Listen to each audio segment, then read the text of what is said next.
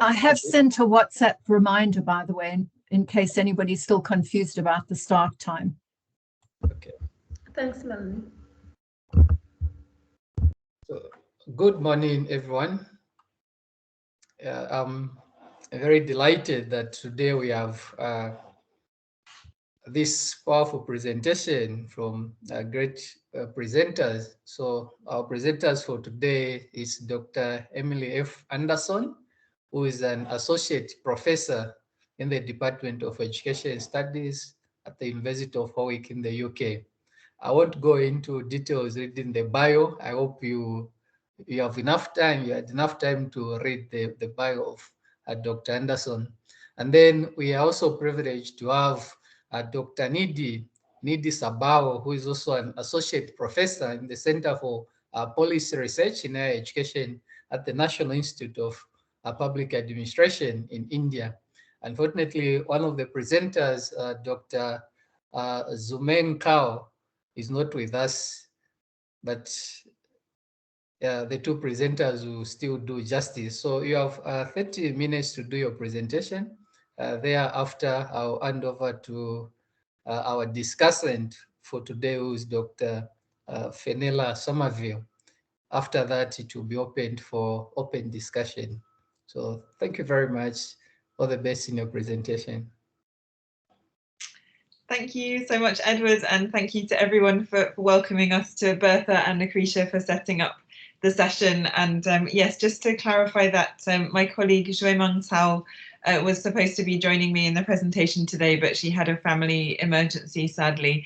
And luckily, Nidhi Sabharwal was available to co-present today, so she's joined me. So thank you so much for stepping in, Nidhi. Actually, it's really lucky because I've been hoping to introduce Nidhi to the centre for quite a long time, because I think there are some really interesting crossovers between the work that the centre's doing in South Africa and the work that Nidhi is doing in South Africa, in India. So it's a great opportunity to bring you in today. Thanks, Nidhi. And we are going to be kind of doing a centre launch, if you like, for a new edited book, which has just come out this year, which is exploring diary methods in higher education research. And I must mention as well that Mikateko and Carmen also contributed a fantastic chapter to the book. So it's got a bit of centre representation in it as well. So the way we're going to present is I'm going to do about a 10-minute presentation on introducing you to diary research, in case it's a form of research that you're unfamiliar with or may even be interested in using. And then I will be presenting for around 10 minutes on my chapter in the book based on a study I did using diary method. And then Nidhi will present for about 10 minutes on her chapter from the book, from her study, and then we will leave it open for discussion. So that's the way it's going to work. And I'm now going to try and share my screen. I have to say it's a real pleasure to be virtually in the centre today. It's somewhere, for those of you who haven't met me yet, I've been hanging around since the beginning of my PhD in the centre at various points, and it's been a space of wonderful engagement and professional development for me as well. So it's always a pleasure to come back, even if I can't be there in person. So I'm just playing the slides. Can I just check, can someone just let me know if they can see them okay? Able to see them. We can All see good? Yes. Yep, great, okay. Okay, so as I said, this is the structure of the seminar. And I just want to start then with introducing diary method. And I think there are a few different things we can say about diary method that might make it appealing or intriguing to you.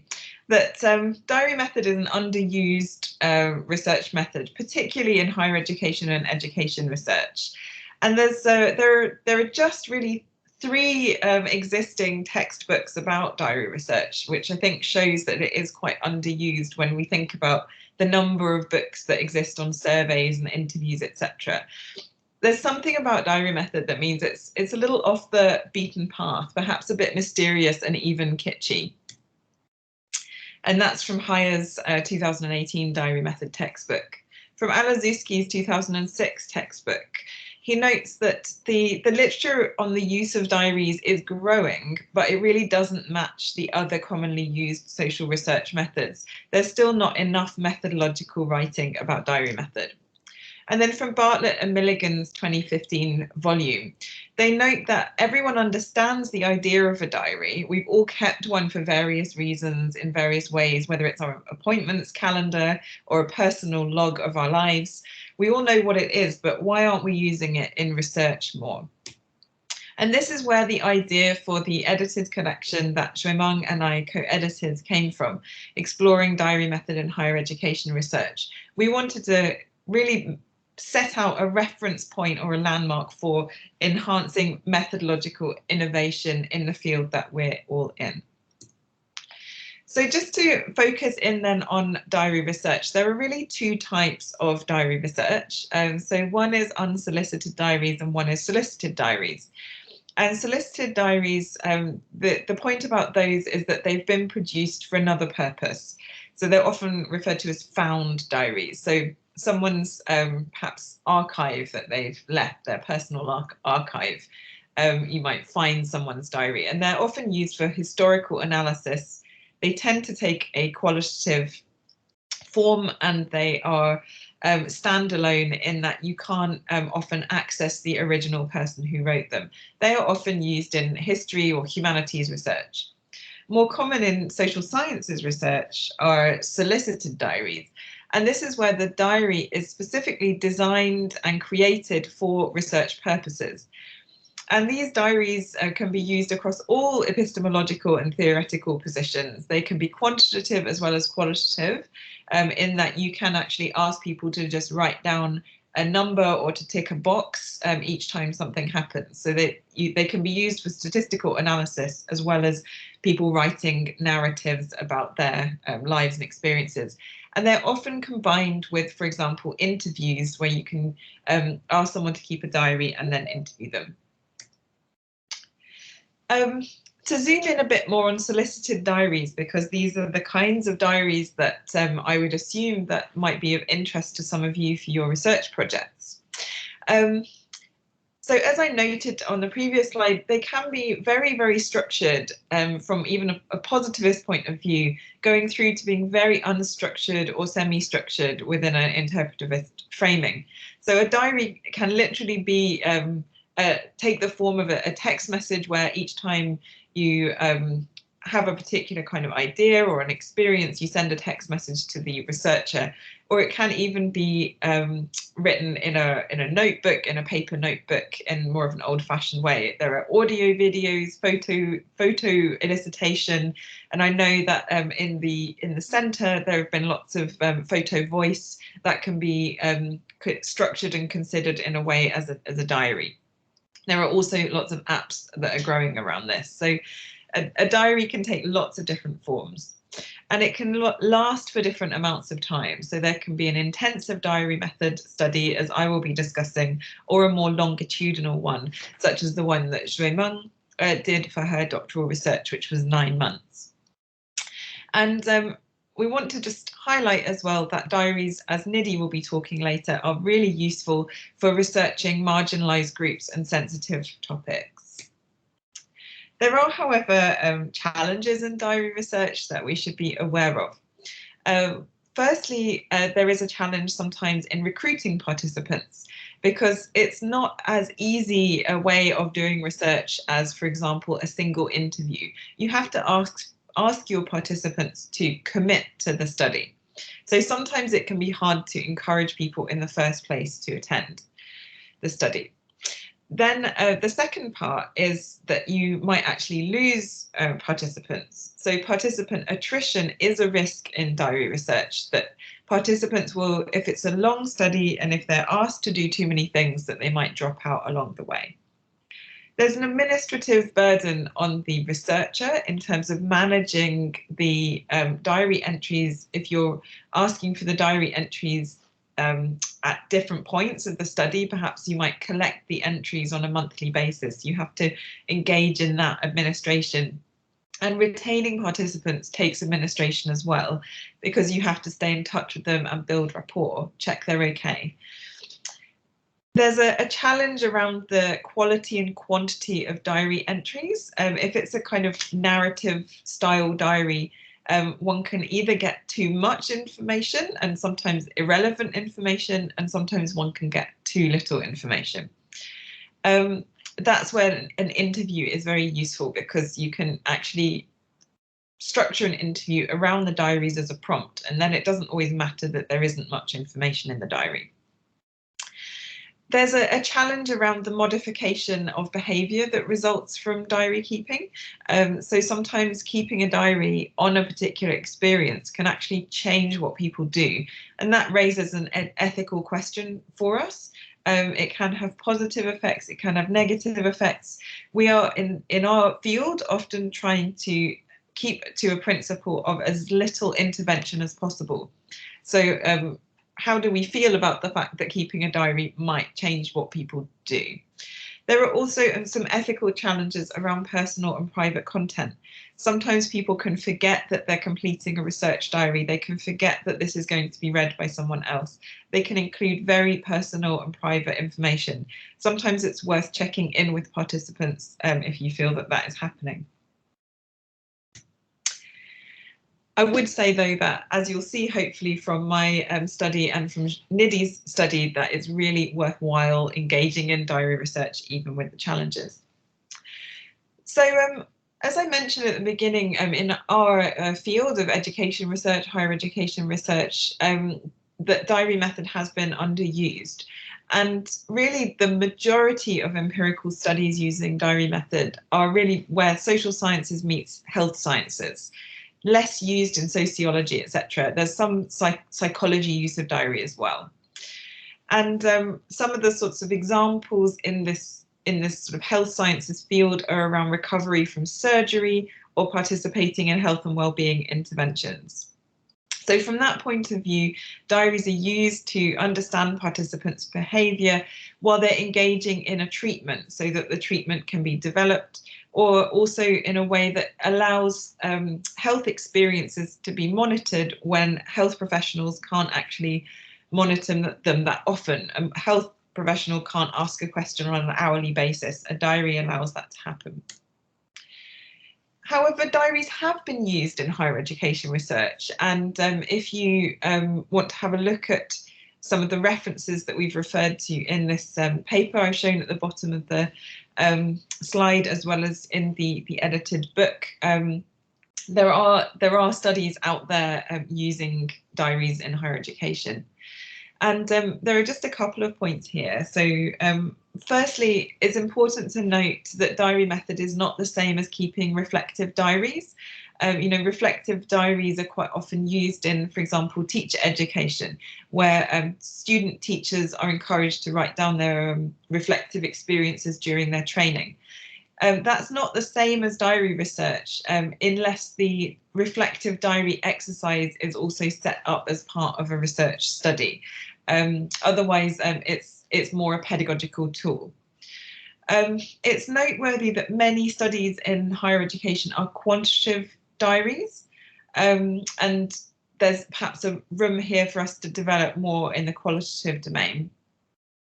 Diary studies in higher education often take a form of an academic unit of time. So if we think of the way the academic year is divided up, often researchers will take a semester or a year, or sometimes they will take, as you'll see with Nidhi's study, a month or a shorter amount of time to understand an ongoing lived experience. Again, it's noteworthy that lots of higher education diary studies use students as participants. There are a few studies using academics as participants, and just one or two who are using professional services or administrative staff as participants. So here again, there's room for more different kinds of participants for us to extend our understanding of higher education. Okay, so that's my quite quick, but hopefully gives you a kind of overview of diary research and the way that is used in higher education. I'm now going to move on to present on my chapter from the edited volume. And I want to just thank Rhiannon Nichols for her wonderful illustrations that she provided for the project. This presentation and the chapter to the book is called How Short is Too Short. So I'm going to be talking a bit about time and diary studies and sampling for diary studies, and I'll be illustrating these more specific diary method issues using the project that I did called In Two Places at Once, which I will introduce shortly. So temporality is a really big part of diary method because we're always talking about some kind of ongoing phenomenon and how to track it. That's really a function of diary studies. And I noticed as I was reviewing the literature around diary studies that there's a focus on how long is too long, that there's a kind of assumption that diary method studies will be as long as possible. How many months can you manage? How many weeks can you manage to maintain participation and not to fatigue participants? I wanted to ask questions, though, around how short is too short, because I perceive this to be a gap in the literature. There are importantly two kinds of diary study temporality, and if you're thinking of using it, you need to think about what kind of phenomenon you're looking at. So there are some things that are ongoing phenomena, which are perhaps spanning years and years or a lifetime. And there are some things that are time bound, as in a sports season, an academic year, or a wedding celebration, where there's a clear beginning and end.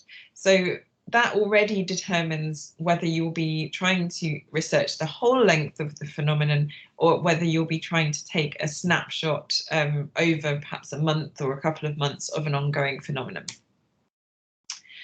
The literature on temporality in diaries seems to suggest that alongside these two phenomena, there is no right or wrong period of time for keeping a diary.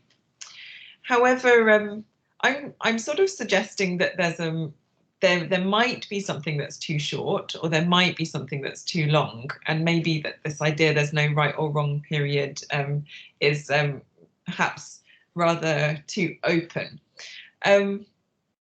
We'll see what you think by the time you've heard about my study.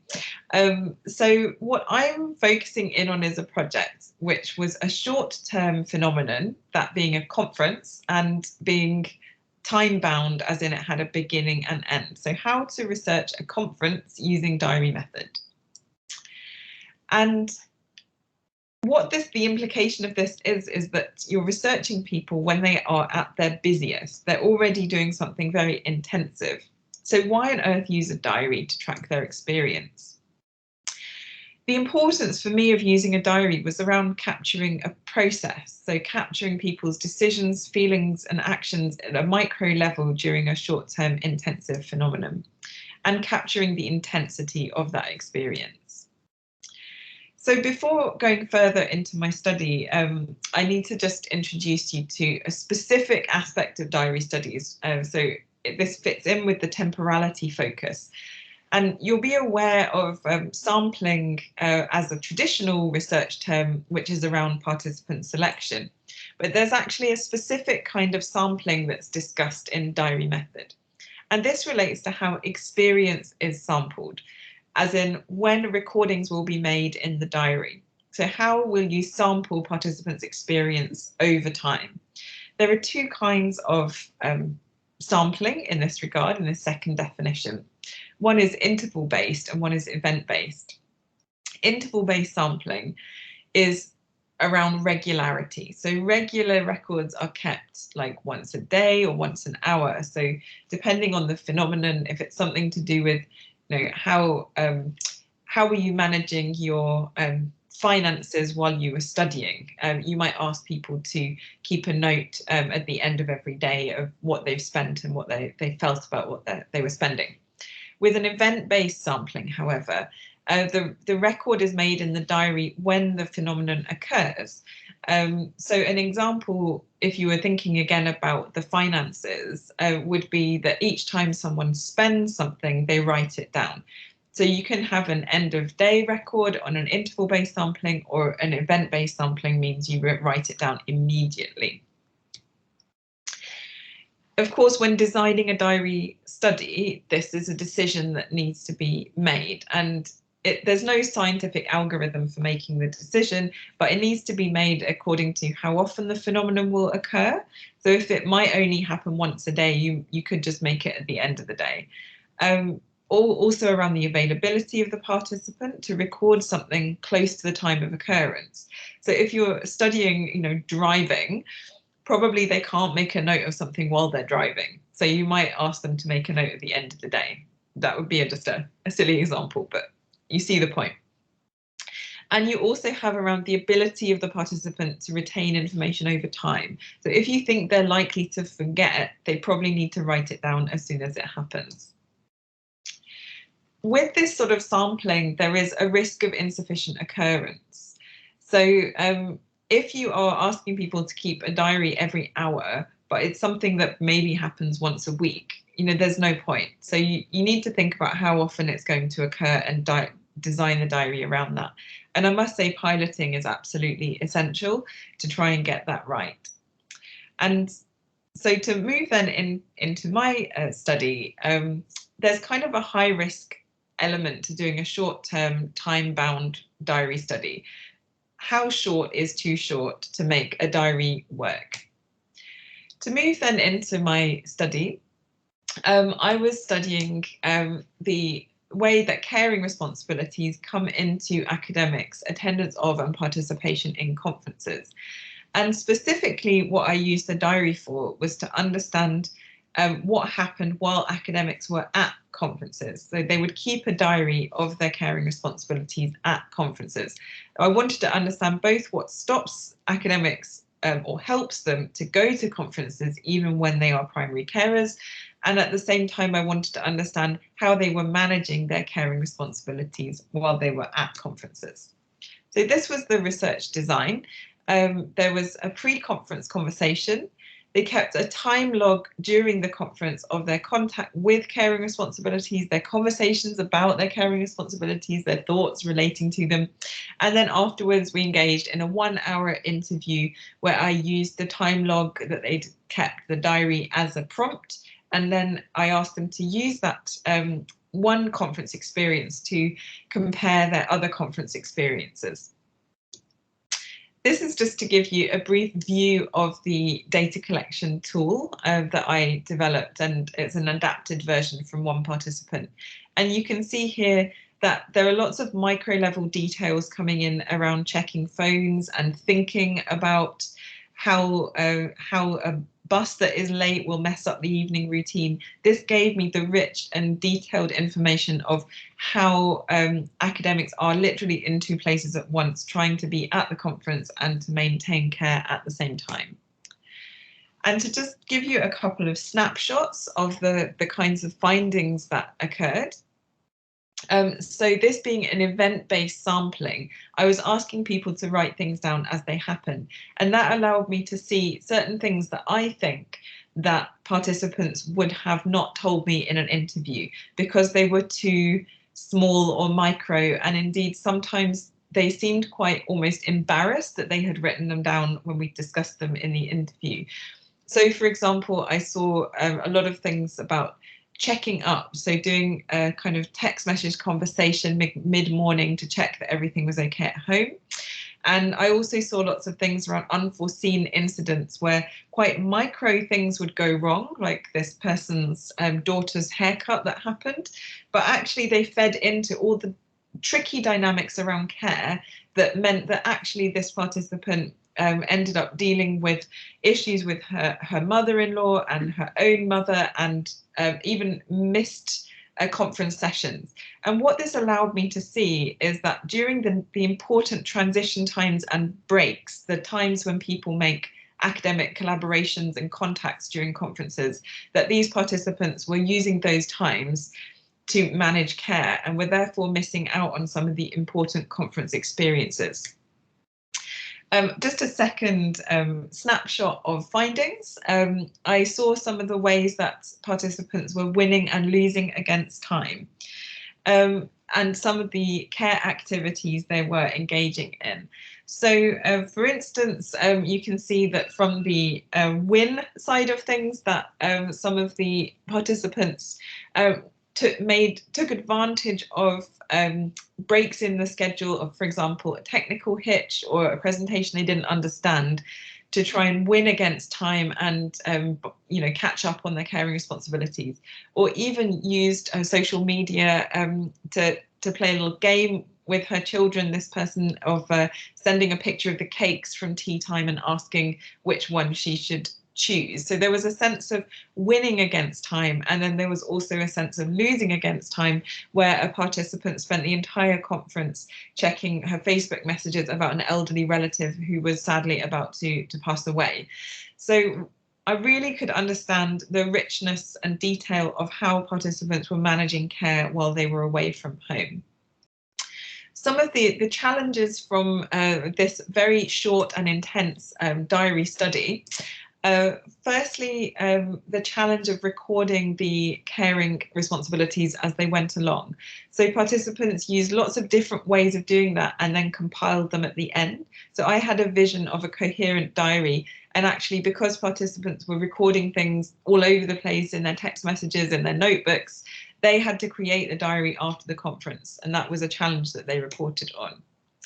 I also, with my study, added to the burden and the numerous headspaces that participants were in. We have to remember that with diary research, that it does add an emotional and also physical burden to participants to keep the diary.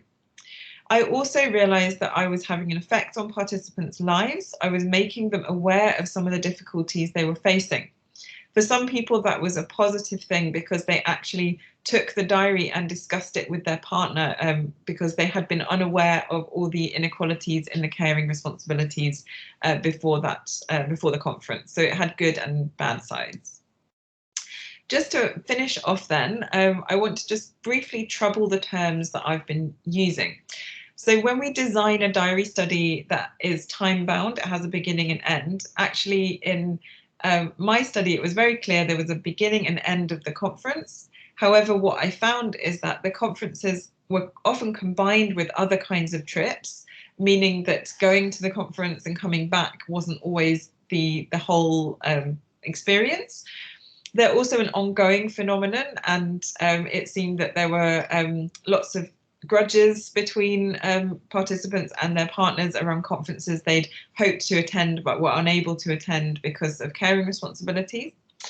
And I think the result of this is that we need some flexibility in our diary designs because of phenomena that go beyond perhaps the boundaries that we expect them to have. I also just want to briefly trouble the term of event-based sampling.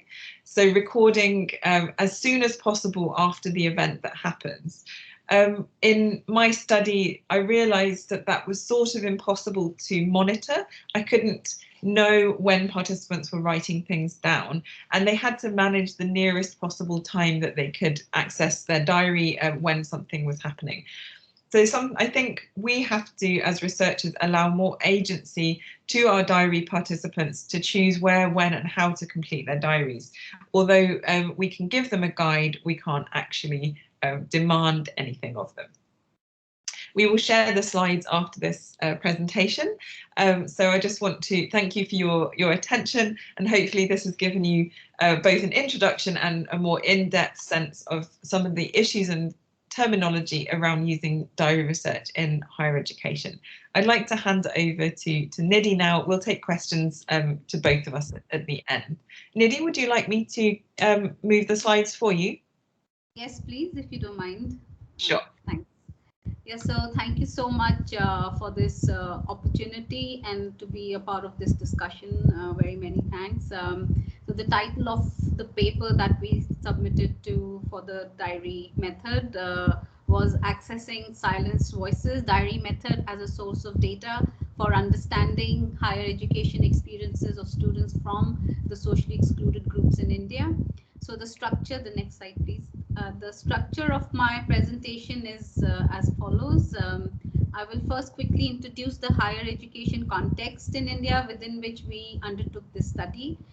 This will be followed by the design of the study, how we place diaries in the mixed method research design, why we chose diaries to study higher education experiences, and what kind of challenges we faced while using diaries, and will then conclude.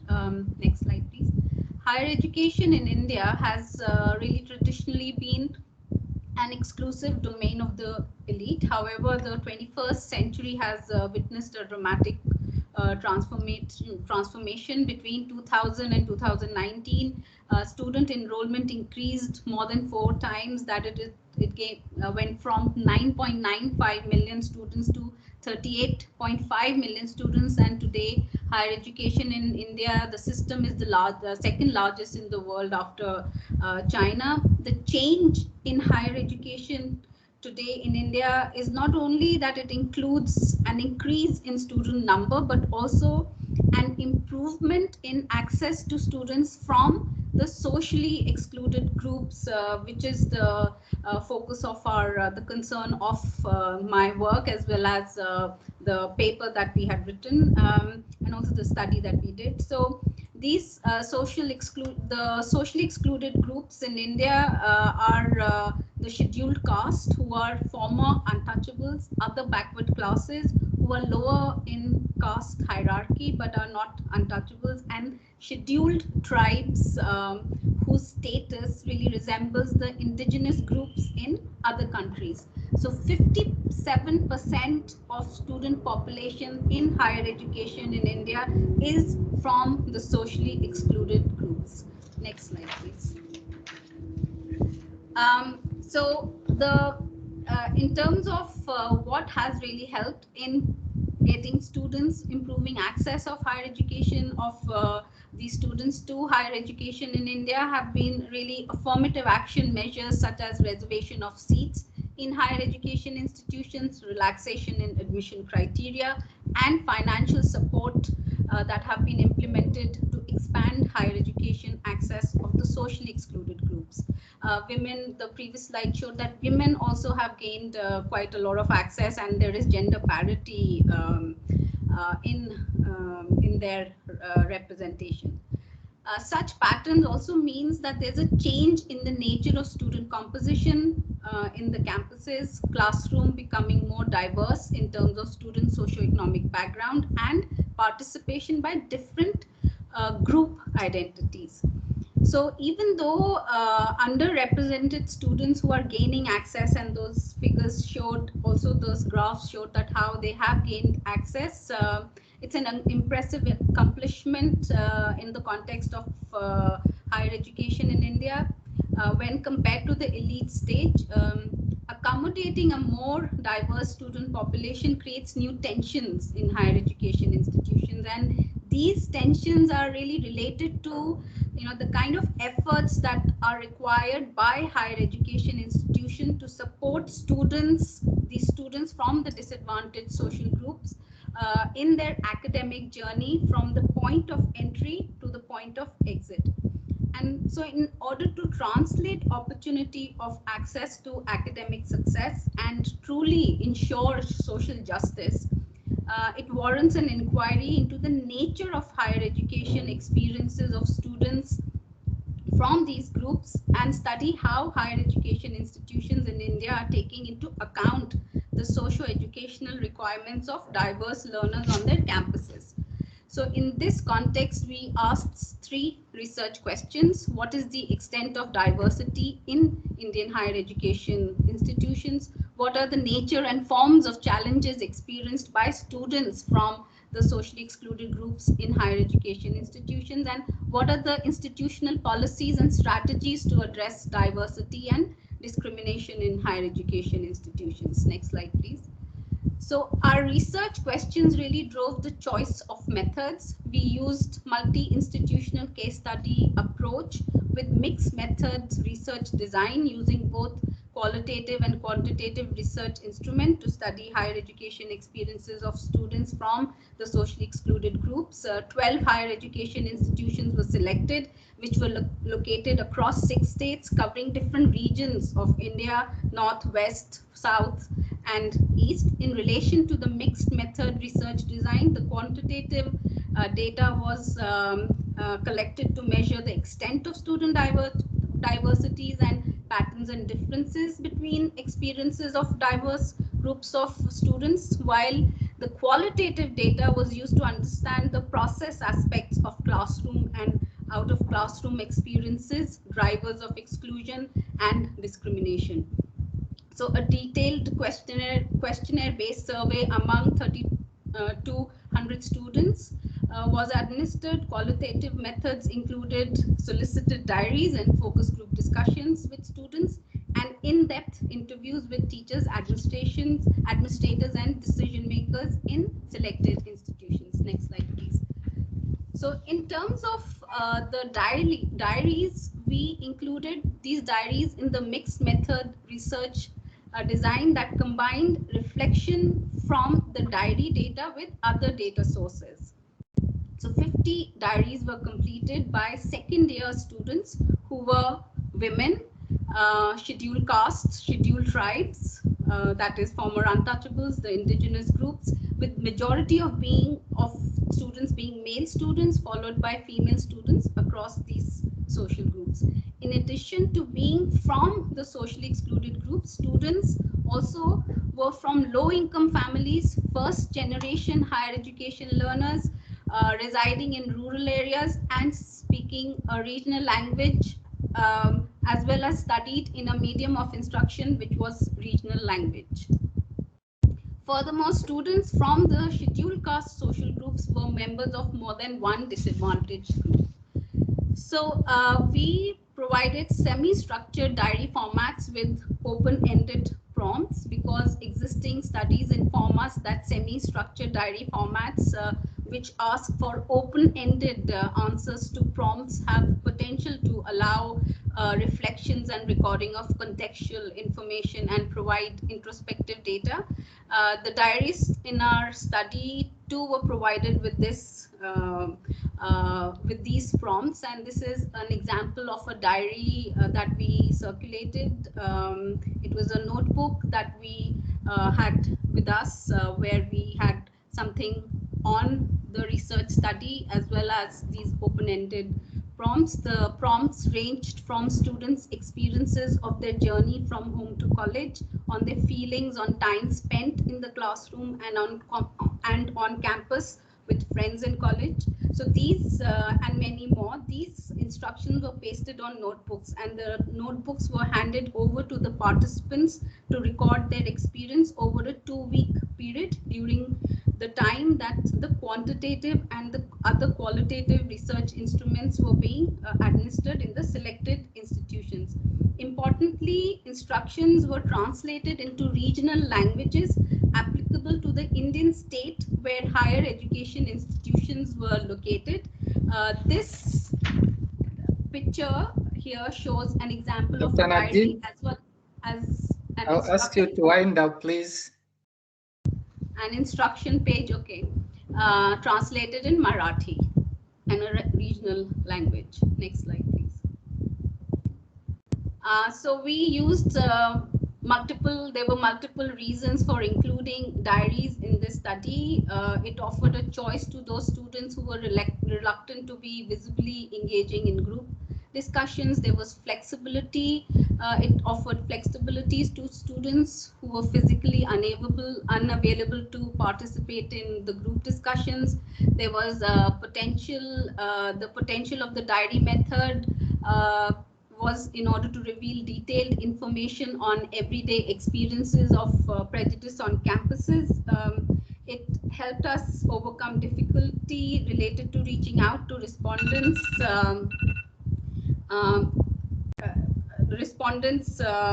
to participate in the research. So, so I think my time is up. So maybe I'll come back to the to discussion and question answers once we have some, if we have some discussions.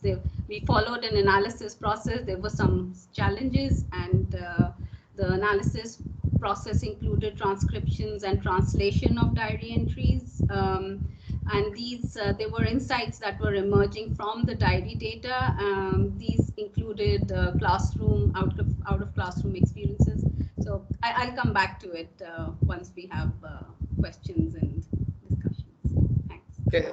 Thank you very much for the two presenters. I think we are almost 11 minutes into the question and answer session. So I'll ask our discussant, Dr. Fenella, some of you to chip in. Okay.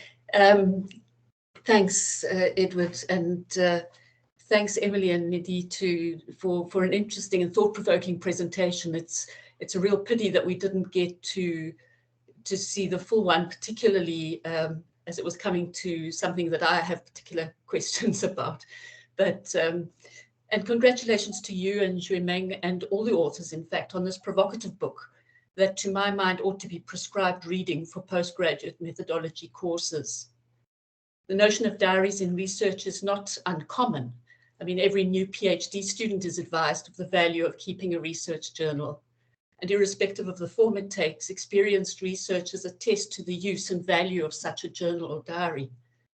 But rather than diary as a personal tool that serves the researcher, him or herself, today we've been asked to consider diary as a method of research, and specifically solicited diaries as a researcher's deliberate design choice for the collection of either qualitative or quantitative data. Diary as a method for data collection is also not new. I had a brush with it myself years ago, in that when I set off from varsity to my first teaching post, I was asked by one of my honors lecturers whether I would keep a diary for his research on first-year teachers.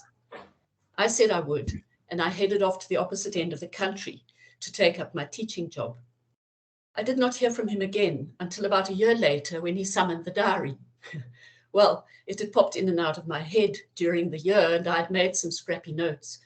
But I'd been hoping for some form of instruction, a diary, or any indication of what was expected. So there wasn't really a feasible diary to hand over. I felt rather guilty. I'd let him down. You only get one first year of teaching, and it's not as though I could go through a year as intense and challenging as that and write a diary retrospectively.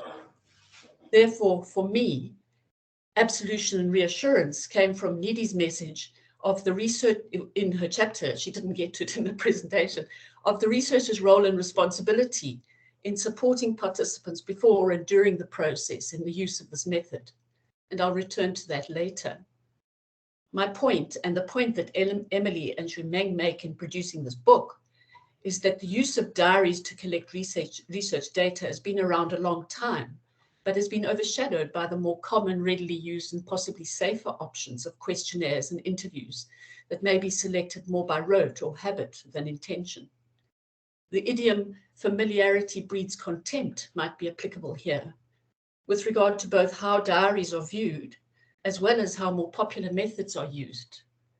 The authors proposed that, quote, over-familiarity of the form and under-familiarity of the method, close quote, is what has led to a lack of critical engagement with diary as a research method, which may well account for my experience all those years ago.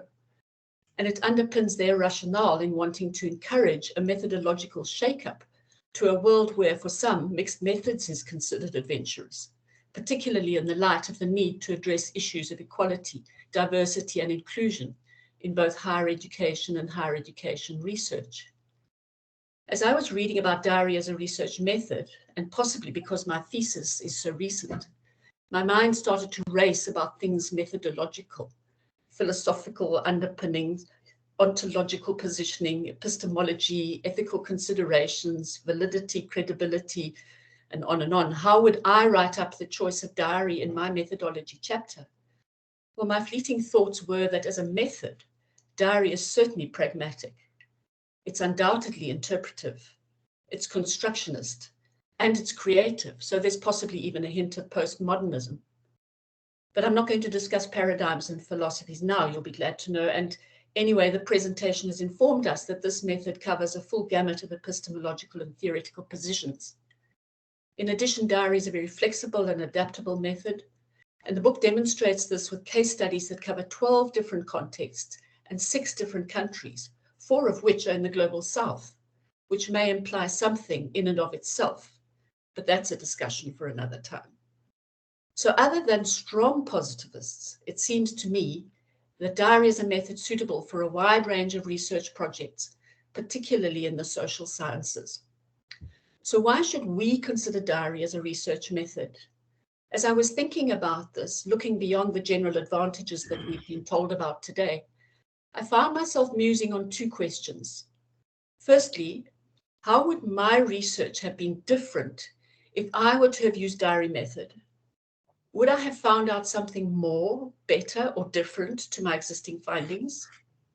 Secondly, what is it that diary could do in the research that would offer something more, better, or different from the methods that I did use, which was survey and interview? Much like the thoughts we grapple with at the design stage of any research project, these musings trouble the work of diary method on the process as well as on the outcomes of the research. In other words, on the means and the end of knowledge production. There are a couple of things that strike me as particular about diary method over other methods. It documents life in the moment. The data is current and deeply contextually embedded, where data obtained from a survey or an interview is generally retrospective or historical and removed from context, with implications for accuracy. It has a dynamic reach over time, whether long or short duration study, allowing for capturing interactions where other data collection methods are generally a more static snapshot at a moment in time. And that also speaks to its possible uniqueness in accessing the mundane, or what Emily terms micro moments, which other methods may not reveal or which may get lost amongst rich interview data. And from the mundane to the sublime is its ability to capture the ethereal and the metacognitive. For example, tracking reflective thinking and decision-making as it's in process, rather than only receiving a narrative on the result of the process.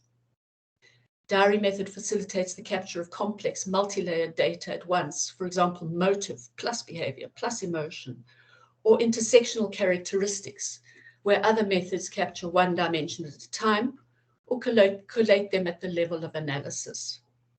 So at the start of the book, Emily and Xuemeng point out the value for them of having used diary method under conditions of COVID, in being able to continue their project with remote data collection.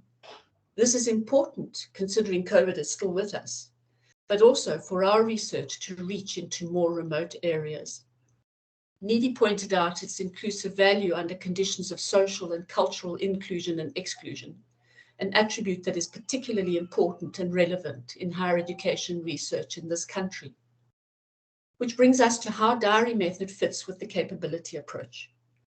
As an evaluative space, the capability approach leaves room for a method such as this, which enables and encourages active participation and expands opportunities for participant agency and choice. Many of the case studies in the book show the value of diary as an inclusive method that has the potential to reach and give voice to minority and marginalized people. As was pointed out in the chapter written by Mikiteko and Carmen, diary method offers scope for decolonization of research and a move towards addressing the researcher participant power dynamic and away from extractive data collection methods. They also point out its effectiveness as a means towards greater social justice in the production of knowledge, through providing participants with opportunities for achieving greater hermeneutical and testimonial recognition and justice. Although, in evaluating the use of this method in their own study, Mikiteko and Carmen question the extent to which participant empowerment, well-being, or even social change were actually achieved. But Sen's approach recognizes that even if not fully achieved, it is important to take steps that move in the direction of greater fairness and a more just environment, and diary method can certainly contribute to this. Like any method, diary method has its challenges, which have been shown in the presentation, and without wanting to repeat what's been said, it seems to me there are 2 overarching challenges faced in the use of this method for research, and that's its legitimacy, but the book is making a contribution towards that, as well as giving agency to participants, which is a challenge to researchers to relinquish control. It feeds issues of quality and quantity of data, but in fact, those are issues in any research method. The orientation of the book is on methodological process. There's a strong focus on the data collection, but I found myself continually wondering about the analysis stage of the process. It's one thing to have creative, participant-generated data, but then what? It's clear from Nidhi's chapter, which she didn't get to, unfortunately, in the presentation, that the process of analysis contains significant challenges. This is not unique to diary method, but I think there are unique challenges in this methodological process when it comes to data analysis, particularly due to the multiple formats and the variable quality of data that might be received. For example, I can't imagine how one analyzes an image that looks a bit like a Rorschach ink blot test, such as the one Emily shows in her book, and then synthesizes it meaningfully with a piece of text or other formats of data. I know it's not possible to cover everything in detail in one place, but I felt that the analysis part of the process was under-acknowledged. Maybe that's for another book.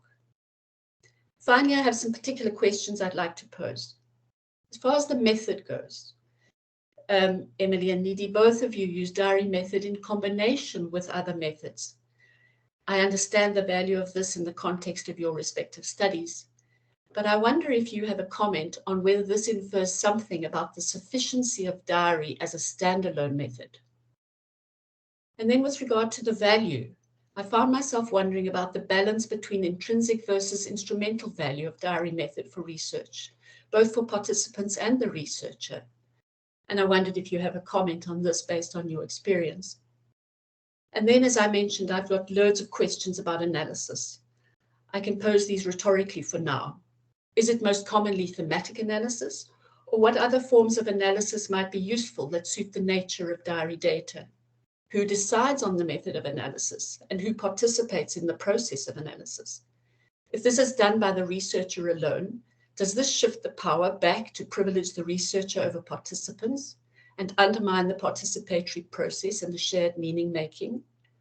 What about the effect of the double hermeneutic, in that the diary is the participant's interpretation of his or her own lived experience, which you mention in the book as an initial level of analysis, and possibly next comes the researcher's secondary interpretation of the participant's primary interpretation. Anyway, I'll end off my discussion back with the capability approach. Sen states that the overarching concern of development as freedom is with the process of enhancing individual freedoms and the social commitment to help bring that about.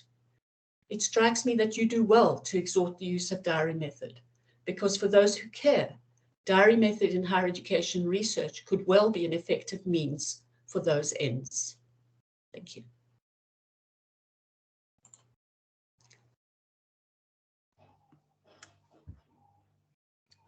Emily and Nidhi, back to you.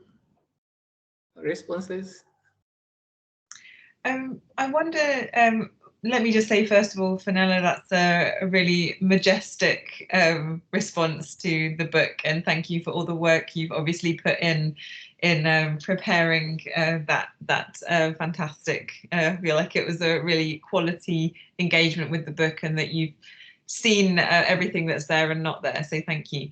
I wonder if I could pass to Nidhi about the analysis part of things, because I know you wanted to talk about that in your presentation as well. Would you like to start there? Yeah, so first quickly, why we chose the diary, and one of the important reasons that we chose the diary method was that, irrespective of the institutions that we were studying, many students from the socially excluded groups were afraid to reveal their identity and engage in group discussions, in focus group discussions in open forums. Also, women were very reluctant, women students. So their reluctance, this engaging visibly in these open forums were something that then led us to including this diary as a method. Now, in terms of the process of data analysis, it included at two levels. We had transcription and translation of diary entries in English and Hindi from regional languages. Remember, the states, the institutions that we were studying, they were all located in different regional language contexts. But this itself was a huge challenge of translation, transcription, translation. In that context, we also would have lost many expressions of meanings and expressions of feeling while translating those sorts of emotions. The content in the diary, we also had to, the content in the diary were all handwritten, so we also had to type it into the when we were transcribing. The content in the diaries were read through and analyzed for insights and expressions of emotions emerging, and we then triangulated these emotions and expressions and integrated with patterns and themes emerging across multiple sources, the questionnaires and the group discussion. So this was something that we analyzed. So for example, I wanted to share, and we have quoted in the book as well, that in the chapter that, the diary entry of, for example, the scheduled caste student, former untouchable, that reflected behavior of their teachers and its negative impact. For example, they wrote in Hindi and we translated it in English in terms of how they were being addressed by teachers, which they felt was heartbreaking and very painful. So quoting Hires here, it helped us harness the power of immediate personal witness. That was something that we were able to do and then integrate. So in summary, it was it helped us explore our research objective of uncovering the nature and forms of challenges faced by students from the socially excluded groups. But of course, we faced multiple challenges, which we have indicated in the paper as well. Thank you. Yeah, thank you, Nidhi. I perhaps could just address Vanella's question about combining diary method with other instruments. I think that is a really good question. And personally, I would always prefer to do a diary interview study. Interestingly, for me, I now feel that interview is no longer enough either. I feel that I always need diary and I always need interviews. So I think using diary has also made me see the insufficiency of the interview method. But something that I would say is that I think what I found is that in my study, I actually had more people sign up than I had capacity to interview. So I said to those people, please feel free to just keep the diary, but include as much information as you can in that, since I won't be able to interview. And I received some extremely detailed diary records back from those participants. And it made me wonder if actually participants who knew they would be interviewed knew that they would have a second chance to give their information in the interview and maybe included a less detailed diary. So I wonder if it goes both ways, that if they know they will be interviewed, the diary is potentially not enough, but people will try and make it enough if they know that's the only method that will be employed. So that's what I would say. And I think just quickly to touch on the analysis question, I think, yes, thematic is certainly a way that a lot of people are analysing their diaries. Personally, I've done what I would call a kind of theoretically informed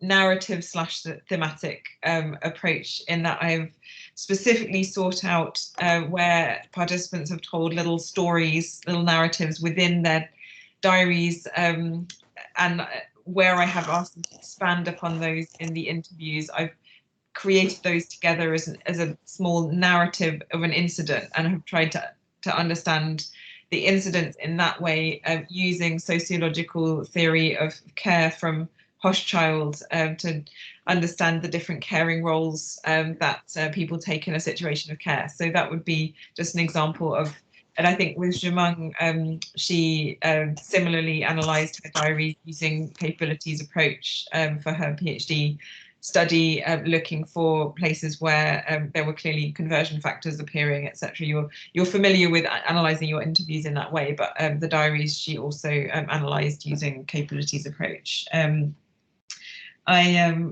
wonder if I don't know if Edward, do you think we should round off our comments here? I wasn't sure if anyone else wanted to come in with anything. Yeah, okay. I can give the room just one question, then we can close. Any question from anyone?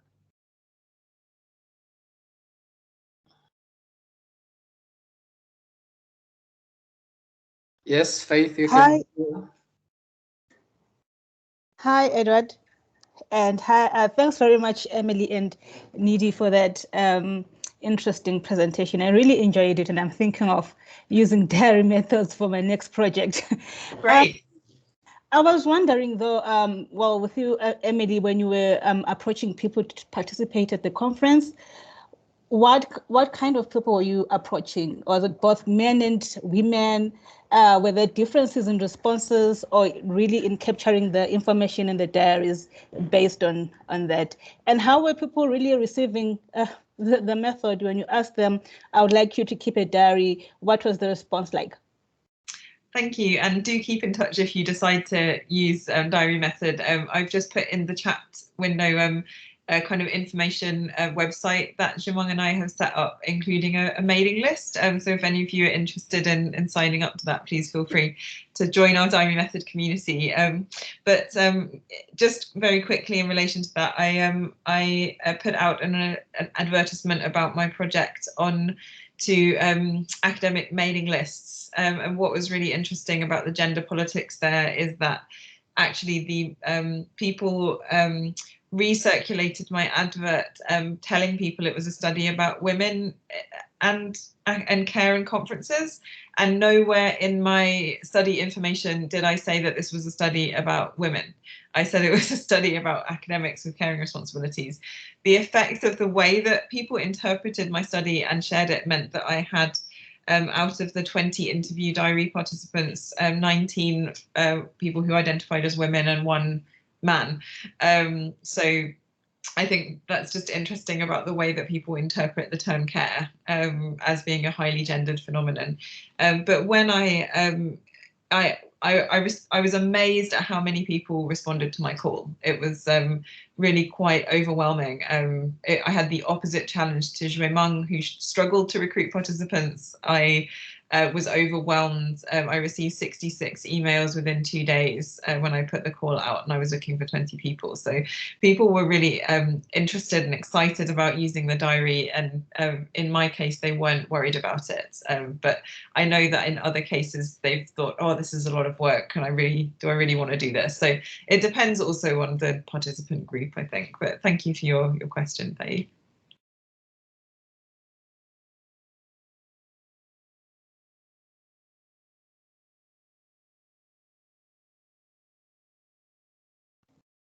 And perhaps I would ask something similar to Nidhi. When you're working with students, did you receive any differences between female and male students in terms of responses to the diary method?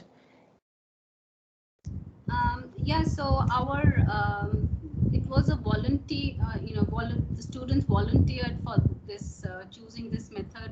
One of the reasons that we used this instrument in our research design was to reach out to those students who were afraid to participate in group discussions, to be visibly identified because they were afraid of, we believe, a fear of discrimination. So students were, they volunteered for it.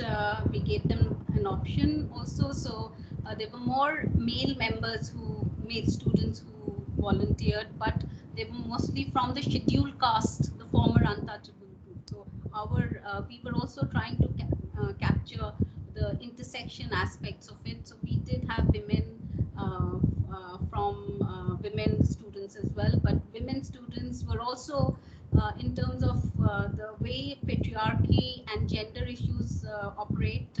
Women students experience similar forms of, irrespective of their social background, women students experience that anxieties of visibly or visibly to be identified or to be engaging in open forums. So that was part. So 33. So we had 50 diaries. 33 of them were male students as compared to women students. But women students had additional challenges because even at home they were not able to have that private space to really write their reflections. That's where the multiple layers of challenges also emerged for women students to take part in this diary method and complete the diary entries. Okay. Thank you very much for your feedback, for your presentations. Unfortunately, we have to go. On behalf of the center, I'd want to say thank you very much to the presenters and our fantastic discussant. Thank you very much. Okay, go now. Bye. Thank you. Thank you for having us. Lovely to see you all. Looking forward to hopefully Thanks seeing so you. much. It was excellent. Oh, Thanks, thank you. Emily and Nidhi. Thank Thanks. you for the opportunity. We can turn on our cameras and just give them